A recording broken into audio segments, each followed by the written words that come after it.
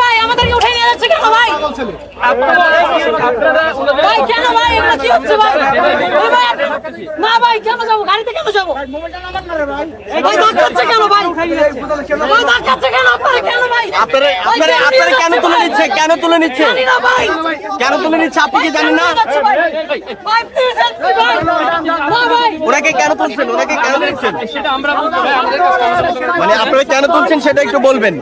মানে ওনাদের বিরুদ্ধে কি অভিযোগ বা কেনই বা ওনাদের তুলছেন সেটা একটু বলবেন আপনারা। জিজ্ঞাসাবাদ করার জন্য আমাদের জিজ্ঞাসাবাদ করতে দেন, আমরা কথা বলে সময় মতো সবকিছু জানতে পারবেন। আমাদের কাছে ওরকম এখনো ডিটেইল কোনো ইনফরমেশন নেই।